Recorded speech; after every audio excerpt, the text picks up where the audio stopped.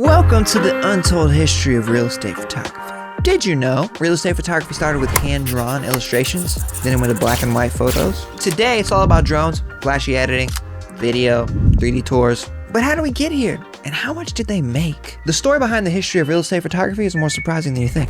Let's get into it. My name is Cole Connor, and I was put here to do three things: create, inspire, love. Thanks for being here. Let's get into it.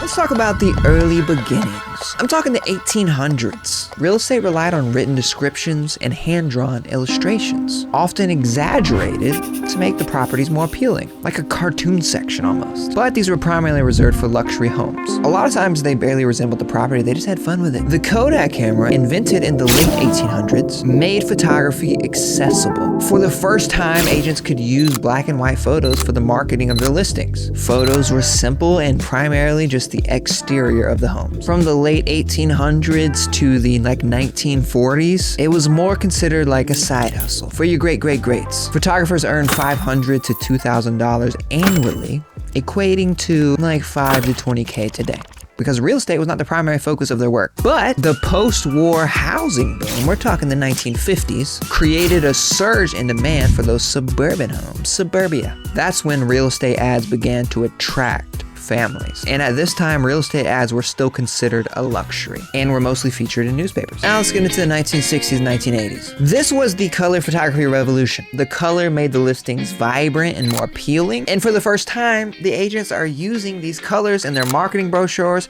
making properties sell faster than ever. The 1970s saw the rise of the MLS, the multiple listing service. The photos were still tiny and grainy, but they became essential for sharing property details. When the 1980s came around, agents finally started to recognize the value of high-quality images. Wide-angle lenses entered the chat to make the rooms feel larger. We still do that. At this time, professional photographers were earning $3,000 to $8,000 annually, which equates to $25 to $50K today, which is also insane.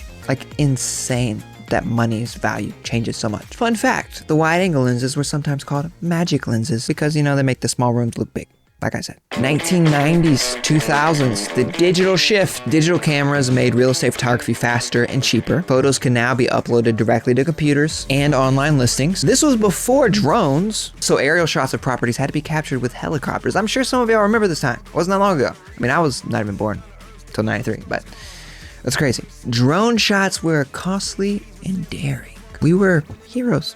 This is when online listings started to take over. Websites like Realtor.com in 96 and Zillow in 2006 transformed the market, and high-quality image became crucial. Wide-angle lenses obviously were extremely popular still. HDR photography became very popular. And at this time, photographers are earning about $20,000 to $50,000 annually, which equates to $40,000 to $100,000 today. 20 years ago.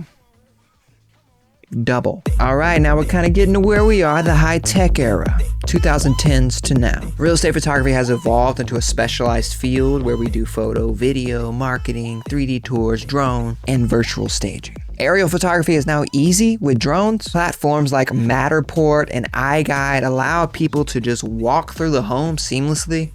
3D tours. And now we got these smartphones. Now agents are starting to DIY it themselves or hire people like us to do it with the phone. Because let's face it, professionals still dominate the markets, especially the luxury markets. Entry-level photographers around this time, they can make $30 to $50K annually. Luxury market specialists, $75 to $150 plus, depending on where your market is. I've seen it where it's more $300, $400 for the luxury markets. Now, with the use of real estate photography, real estate videos, you got social media accounts that are garnering millions and millions and millions and millions of views of all these beautiful luxury homes all over the world, really, and that is because of beautiful photography. That is the untold history of real estate photography in a nutshell. You've come a long way. If you want to learn how to do real estate photography, check out some of my courses, my presets. You like videos like this?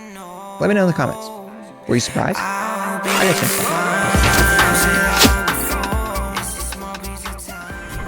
Hi there, thanks for watching. If you really liked it, maybe you'll like some of these too. While you decide, here's some music. Enjoy.